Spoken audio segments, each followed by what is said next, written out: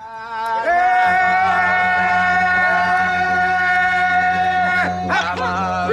the first night of the gathering, a group of Yolngu people from Elcho Island performed a traditional smoking ceremony, chanting to welcome everyone into the circle.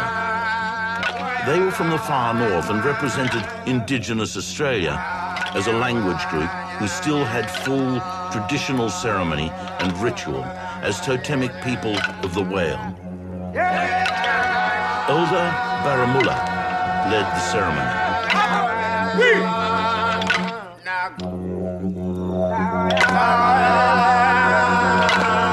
The smoking ceremony bound us together in common purpose. As in many different cultures, the smoke was used to cleanse us.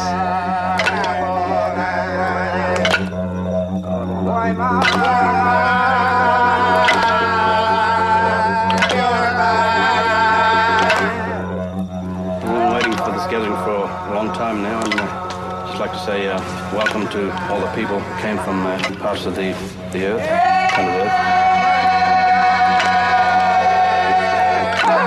It was powerful.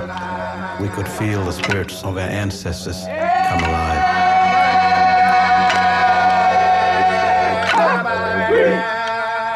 And for us to welcome all the people from around the world, it was an honor for us. It was beautiful. I'd just like to say a few words of welcome to our international friends, brothers and sisters.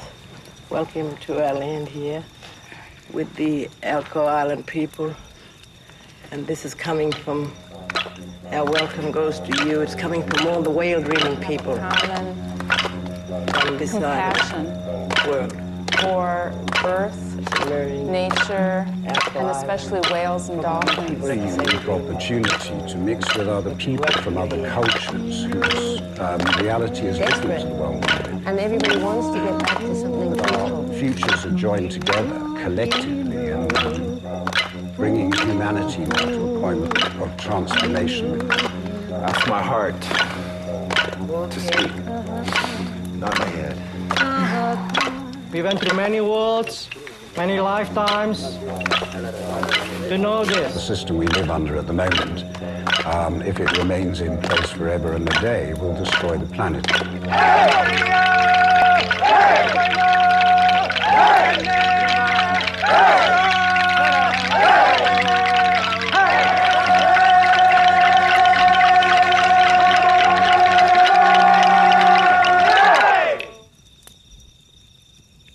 In the following days, many stories were shared, many different issues were discussed. The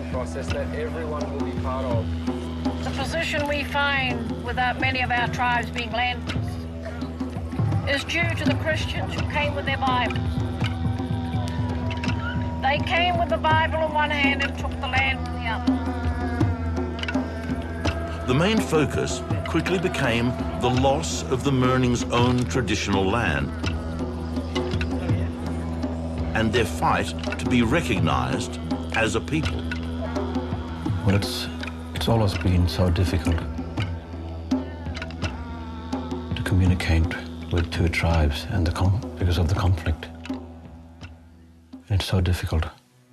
Historically, all over the world, governments have created divisions between tribal groups,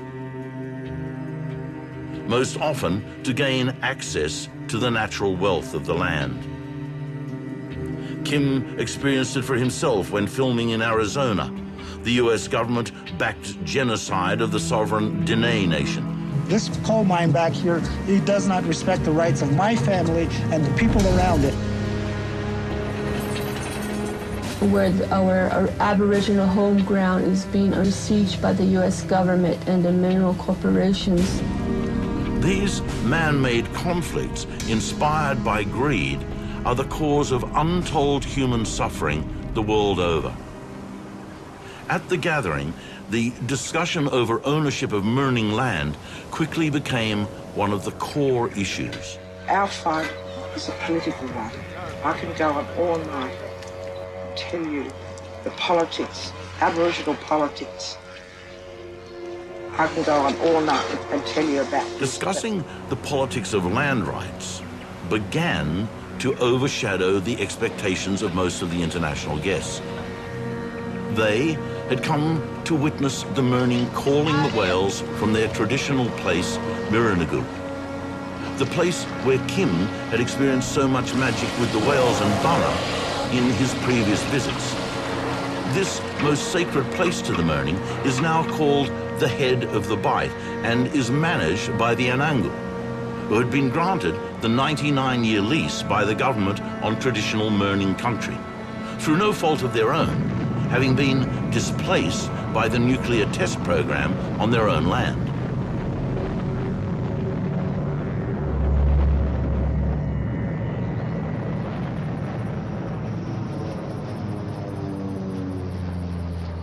I had waited anxiously for our international guests, because right up to the very day of their arrival, I didn't even know whether the Mirning would be allowed to take them to Mirranagu, the ancient center of Mirning culture and dreaming, the birthplace of Jidara and all the Mirning myths and legends of whale dreaming. This is a really special moment for all of us and for the Mirning.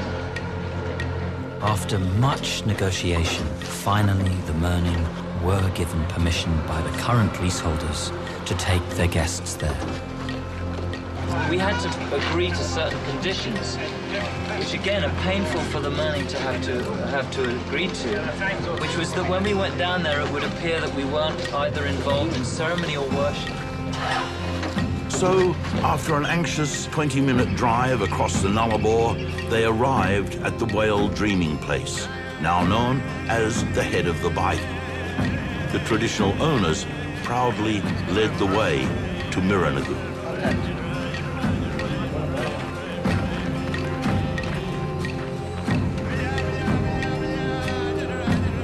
As the beautiful bay unfolded beneath us, suddenly we all saw it.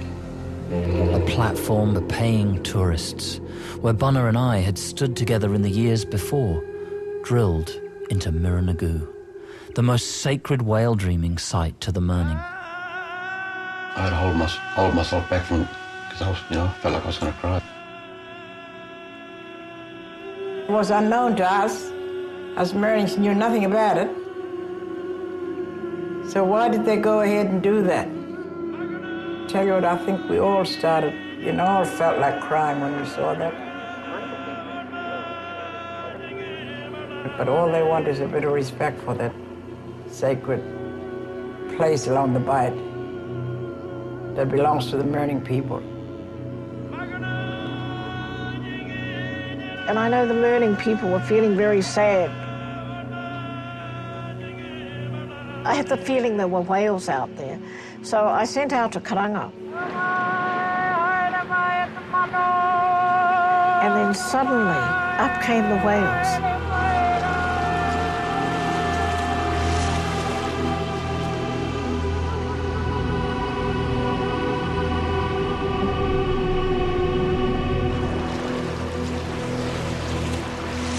Suddenly, we were told we were to stop. I was very perplexed that I would have thought that the people there who were in charge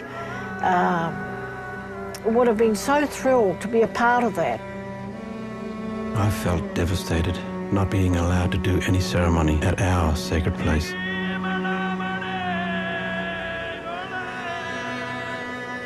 We're not part of the land anymore. And it's just like our people have died out.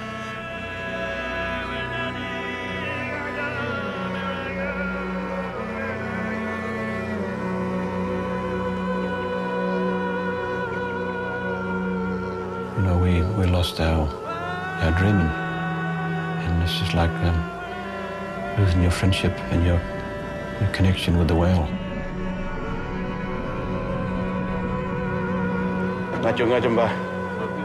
Mandrai, I'd like to say farewell to our sacred place.